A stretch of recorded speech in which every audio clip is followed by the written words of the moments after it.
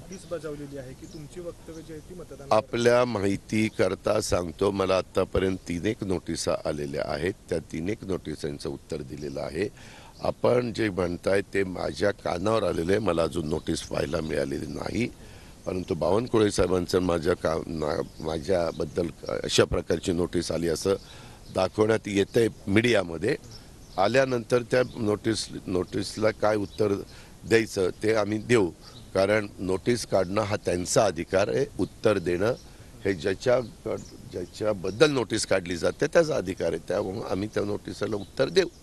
दादा, तुम्ही म्हणताय देशाची निवडणूक आहे, मात्र श्रीनिवास पवार म्हटले तुम्ही एकीकडे देशाची निवडणूक म्हणताय आणि 3 कुटुंब आणि आईंना तुम्ही आज मतदानाला घेऊन आणलात.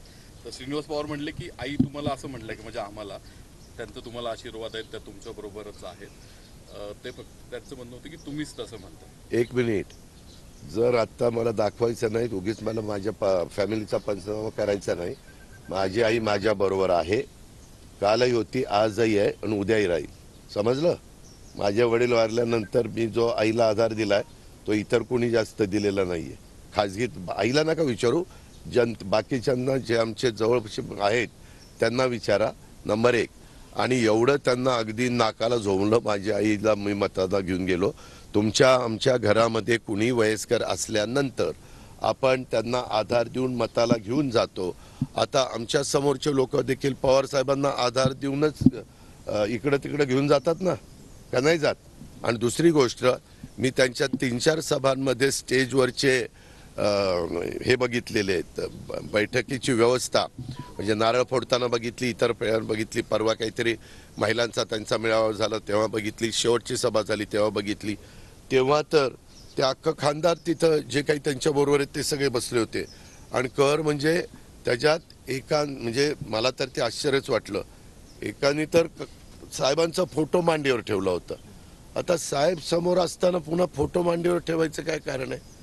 जर मी साहेबांची तिथं सभा बघतोय, साहेब स्टेजवर आहेत, खुर्चीवर बसलेत आणि लाऊडस्पीकर म्हणजे स्पीकरवर सांगतायत, काय मार्गदर्शन करतायत, तरी तुम्ही फोटो ठेवता.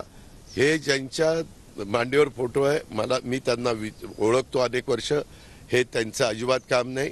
त्यांना कोणीतरी जाणीवपूर्वक तू फोटो मांडीवर ठेव, तू फोटो मांडीवर ठेव, हे सगळं जे चाललेलं आहे ना, हे निव्वळ म्हणजे मी ज्या घरात जन्माला आलो त्याच्यातली लोक कुठल्या पातळीवर चाललेली आहेत आणि काय पद्धतीनं चाललेली आहेत ते फोटो मला आत्ता माझ्या मोबाईलमध्ये, तो बघितल्यानंतरही तुम्हाला कळेल अशी सगळी काही पलटण बसली काय.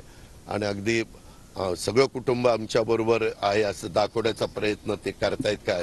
मी फक्त जिनं मला जन्म दिला, तिचा पहिला मुलगा मी जन्माला आलोय, तिला फक्त घेऊन गेलो तरी तुम्हाला इतक्या मिरच्या झोंबतात.